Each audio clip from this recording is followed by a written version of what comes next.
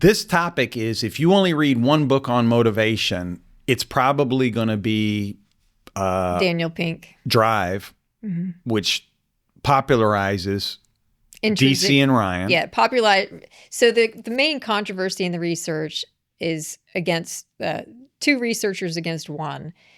And so DC and Ryan basically, they conducted a bunch of studies in elementary schools and showed that extrinsic motivation killed intrinsic motivation.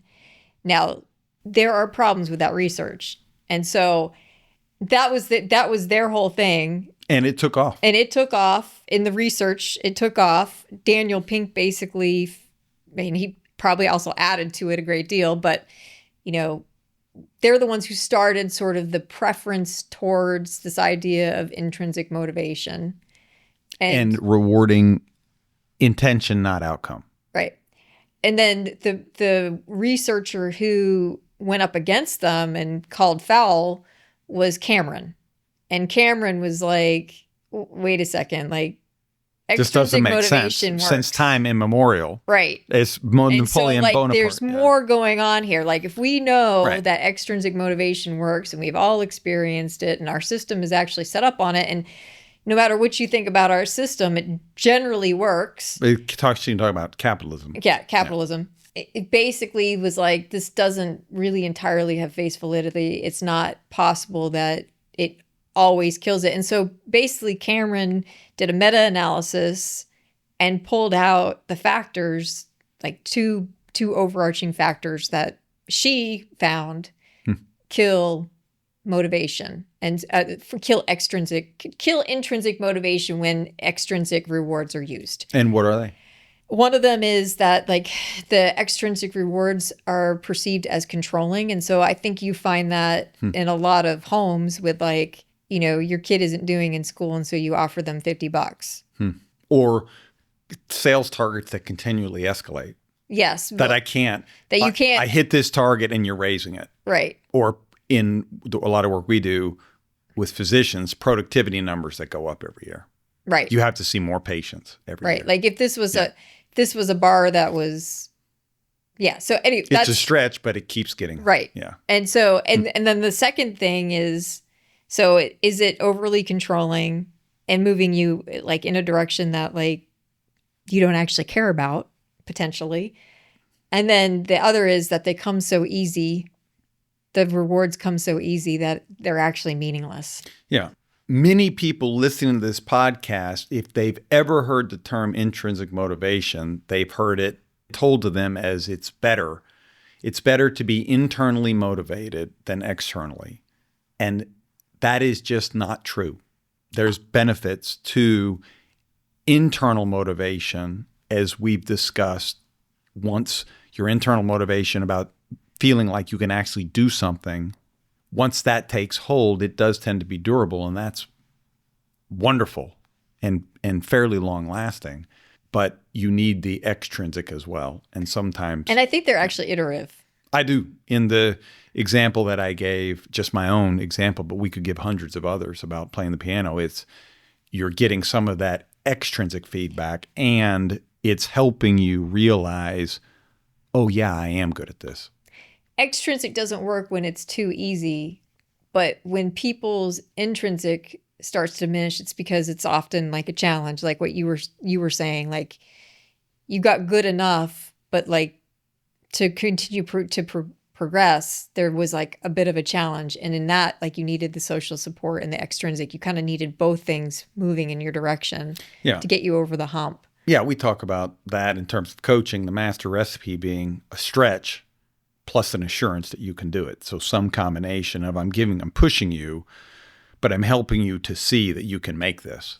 Right. And so that is extrinsic and intrinsic working together at that point in time. Yes. And it can go foul, as Cameron was saying, by if you feel like I'm stretching, I'm making it, and then I'm immediately getting the bar set higher.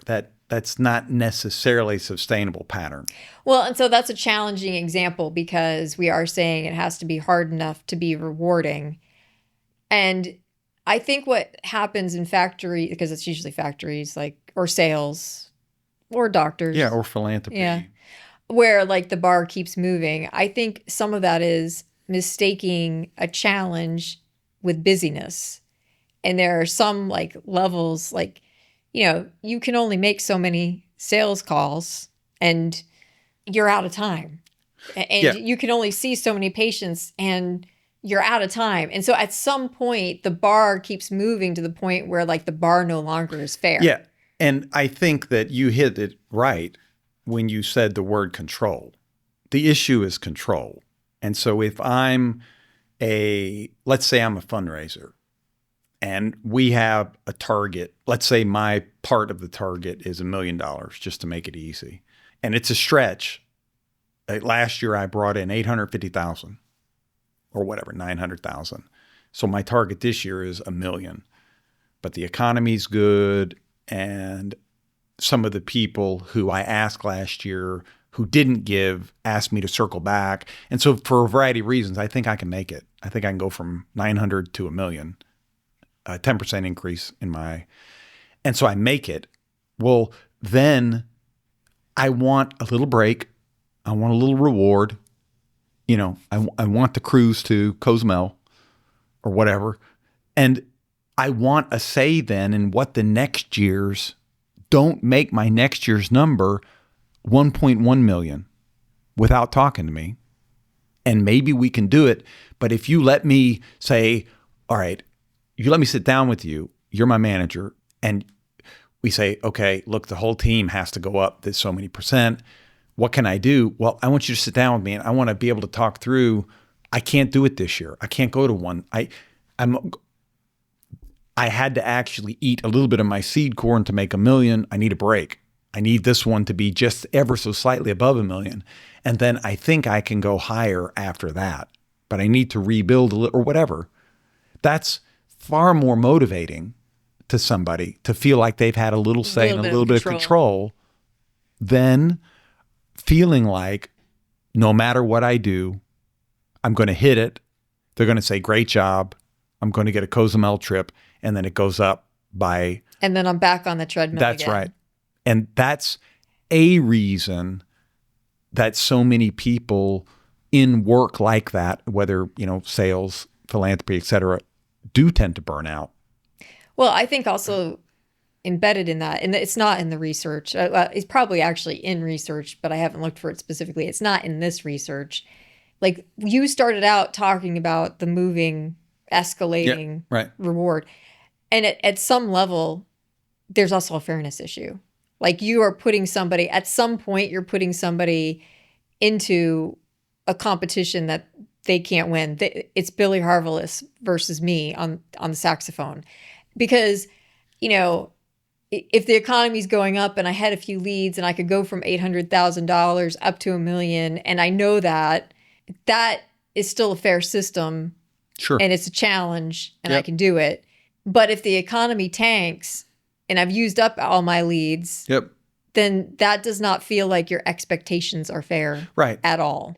I think what you have just laid out is that the control helps fight some of the fairness, because if you're giving somebody a chance to have a conversation about where the bar is going to be set, then you could be addressing these issues. So at least the person sitting next to you, who you're basically dictating how their rewards are going to come about, the criteria, at least they have a say about shaping the system that's going to basically reward them or not.